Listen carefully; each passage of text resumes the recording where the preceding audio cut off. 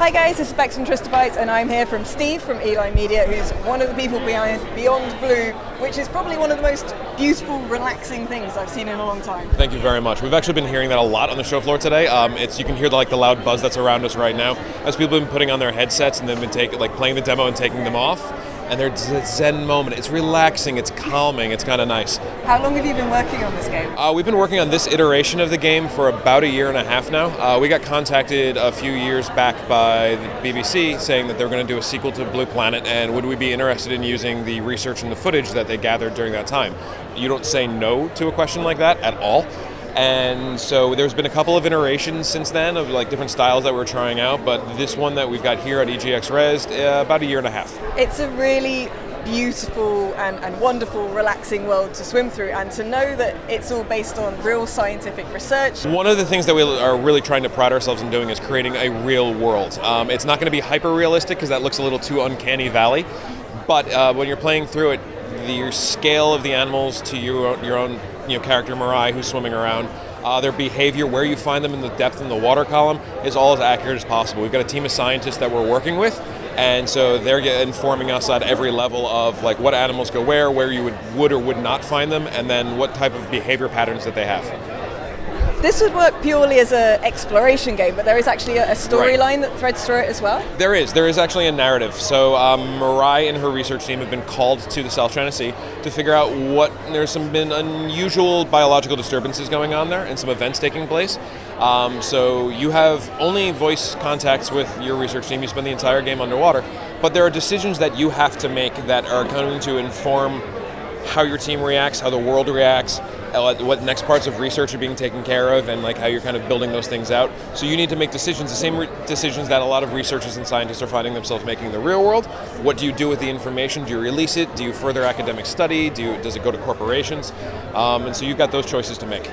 It's a really interesting blend of something that's calming and relaxing, something that's pure explorative, and something that's almost like a simulation of being one of those underwater scientists. We know more about the surface of Mars than we do about our deep water oceans, and so this is the opportunity for people who might not be able to ever get there, who are not comfortable swimming or anything like that. You're in no danger when you're playing this game. We've set it 20 years in the future, so you've got rebreather technology, so you're not racing against an oxygen clock. You're not going to have to go make sure that you take care of it. But there is the opportunity to get a little bit more immersed in an environment where not a lot of people get to play. It's a magical world that, I would never be able to explore a world like this in the real world, and by setting it slightly further in the future, that's allowed you to make some clever decisions. Right. So you were saying about the heads-up display you can see. Yeah, so the heads-up display, one of the big mechanics of the game is actually kind of scanning the animals, because you're teaching the AI what that animal is and what the behavior that is actually going on during the game. So if you scan a group of sharks or something like that, they're just going to constantly sort of be there, and they'll be doing one thing or another. But if you're noticing abnormal behaviors or something slightly different, that's something that you can go investigate further. And so you're building essentially a codex of all these creatures and all the behaviors throughout it.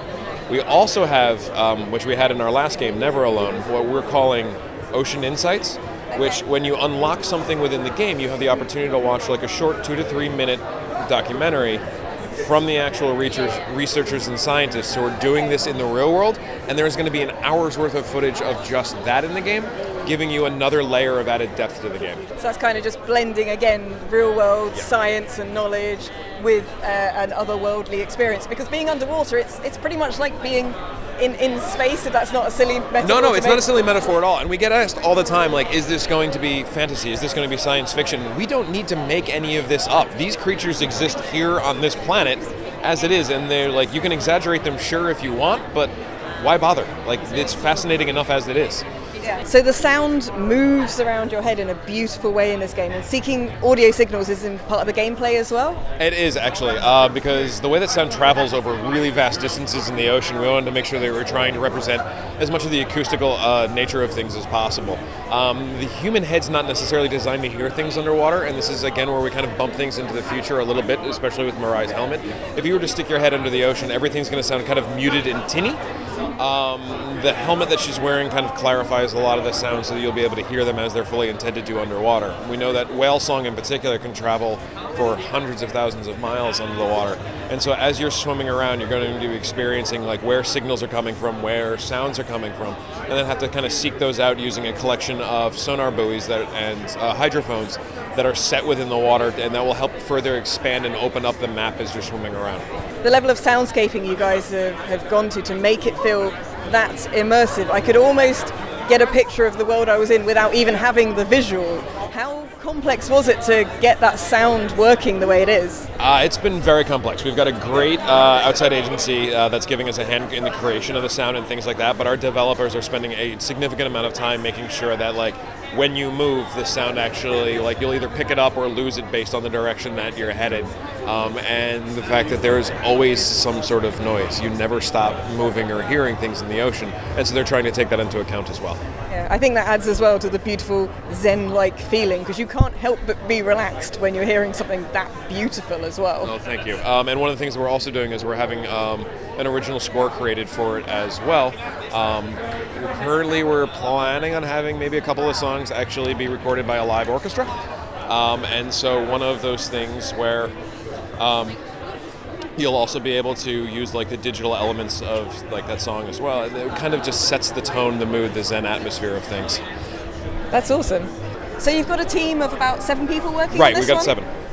Yeah, we've got really one artist in particular who has always had kind of a fascination with like underwater sea creatures and stuff like that, so he's working on the team.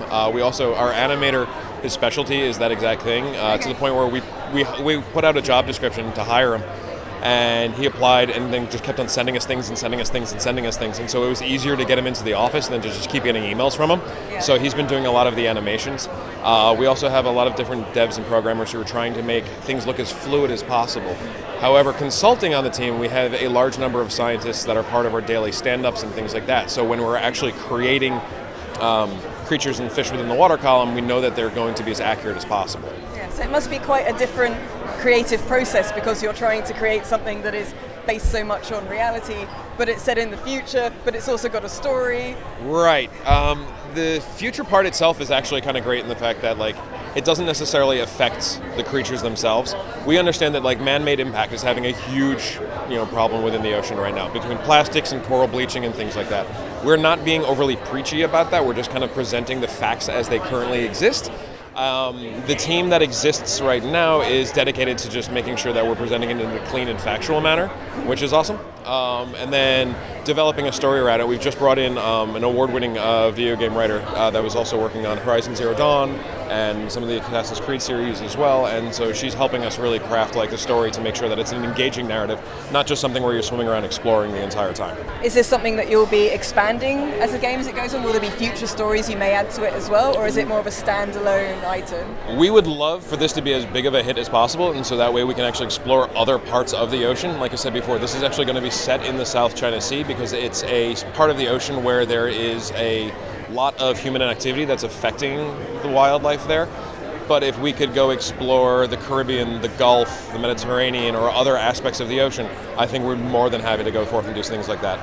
It could be seen as well as almost preserving some of these experiences, because the world, the ocean, everything is changing. Yeah. And what you're making here in some ways could be seen as making a little time capsule almost of how the ocean currently is. And it's to make people aware of it, because it could be a time capsule. Hopefully it's not. Hopefully we haven't gone over the edge of recovery. And if this is something that at least inspires or spurns the next generation to be scientists, to look deeper into the world around them and figure out how that they're affecting them, be it positive or negative, then we've made a success. With your primary character, you're seeing her in third person and she's sort of swimming. How did you think about making her a relatable character when that's this very limited kind of viewpoint?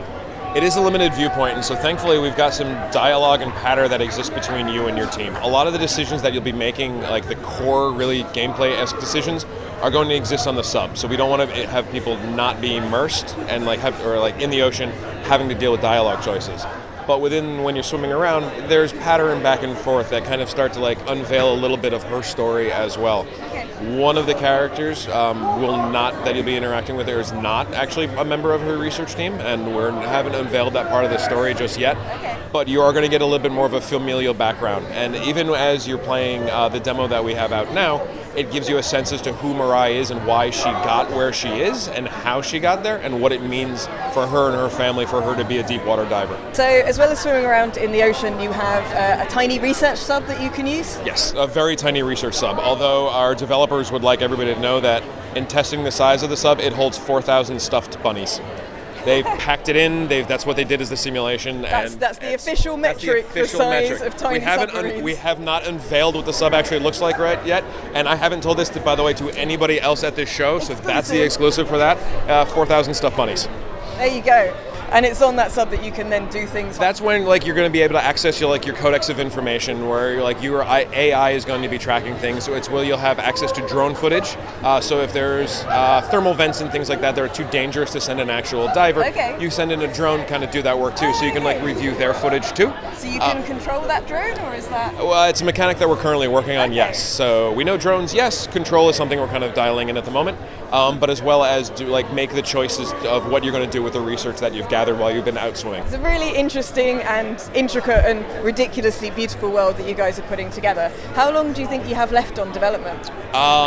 We've got a couple of things that we really want to wrap up. We've shown this is the atoll. This is an atoll, so it's a coral atoll. It's the shallowest of the depths that we'll be playing at. Our last demo was actually was in the twilight zone, so a lot more gray, kind of bleak. We're still working on the abyssal zone, the midnight zone, which is all black, full of bioluminescent creatures that you can explore and follow. We are hoping to have the game launched by end of August, and that'll be across PC and all consoles at that time. Do you guys have a website where people can look this up? We do. It is beyondbluegame.com, and you can check us out. You can find us on Twitter, Facebook, Instagram, Discord, all that fun stuff. Awesome. I will put links to all those down there somewhere off the bottom of the screen down there.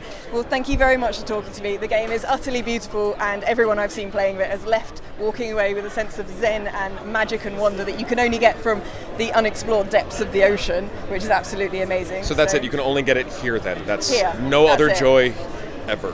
For most people, this is the only way you can really do that. They're never going to... This is a world that you're not going to be able to explore on your own, and very few people have. Fewer people have been down to the absolute depths than they have walked on the moon.